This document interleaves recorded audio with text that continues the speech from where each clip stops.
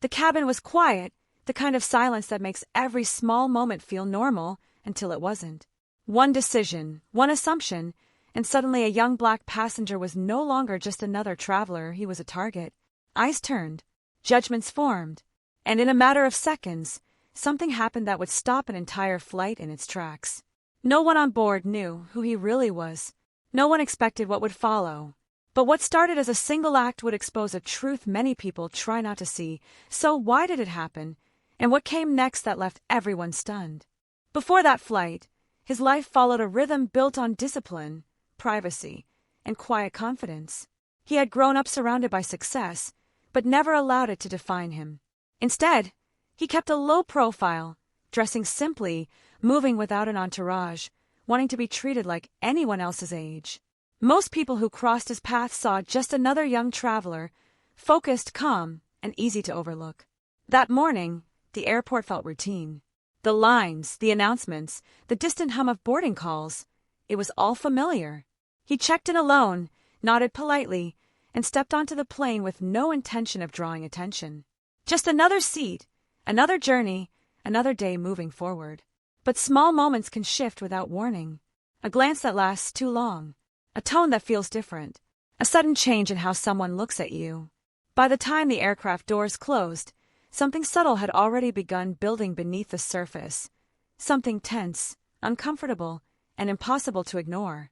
And soon, a single interaction would turn an ordinary flight into a moment no one on board would ever forget. At first, it was subtle. A shift in tone. A look that lingered a little too long. The kind of attention that makes you feel singled out without anyone saying a word.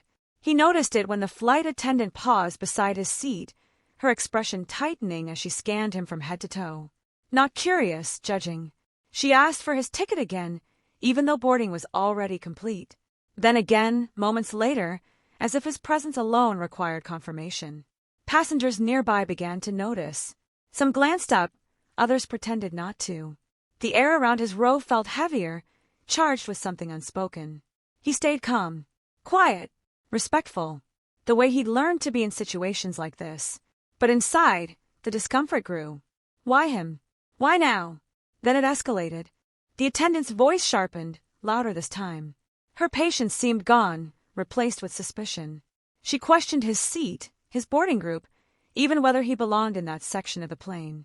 Heads turned, whispers spread, the kind of attention that strips away dignity piece by piece. And suddenly, it wasn't just an interaction anymore, it was a scene.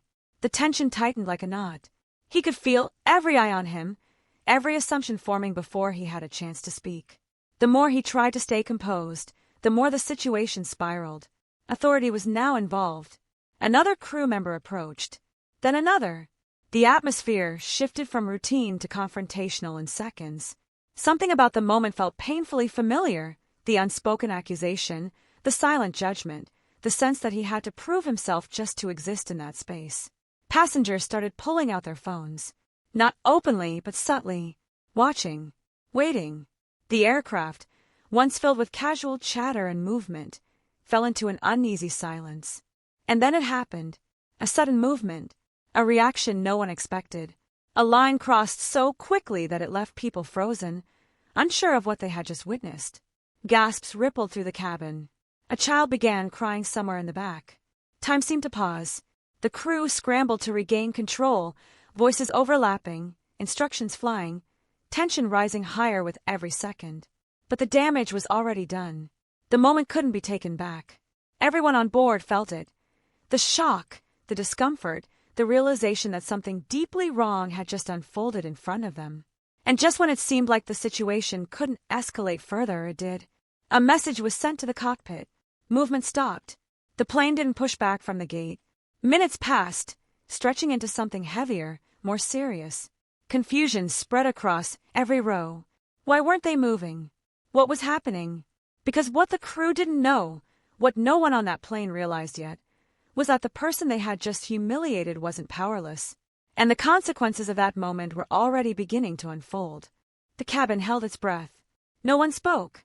No one moved. The weight of what had just happened hung in the air, thick and impossible to ignore.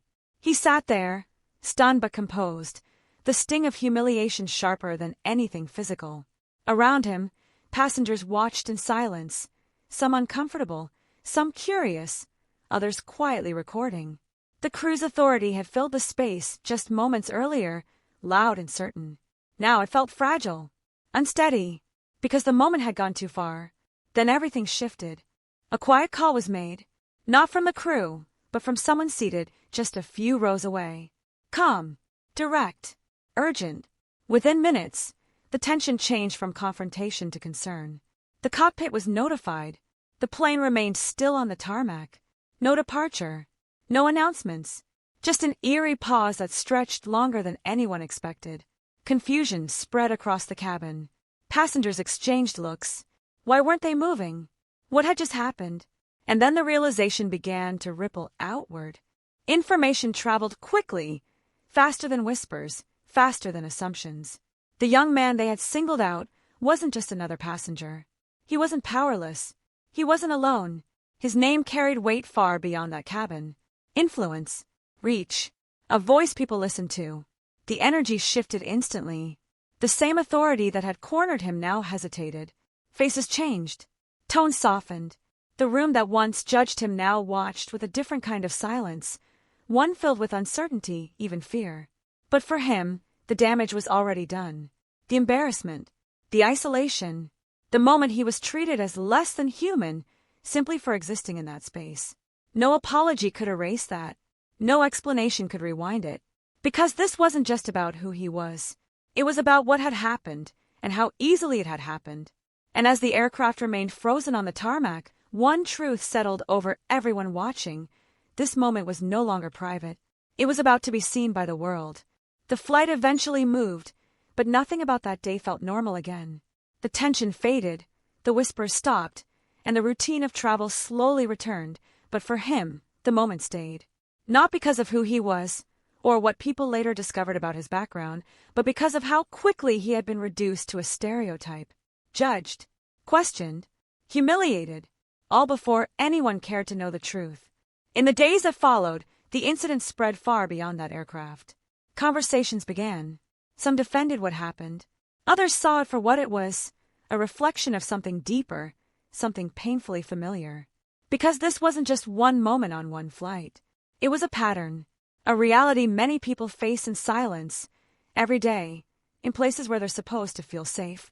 For him, the experience left a mark, a reminder that status, success, or confidence can't always shield someone from being misjudged. That sometimes, all it takes is a glance, an assumption, or a moment of unchecked bias to change everything. But it also sparked something else, awareness, accountability, a conversation that reached far beyond that cabin and into the lives of people who saw themselves in his story. Because the truth is, this wasn't just about a plane, a crew, or a single incident.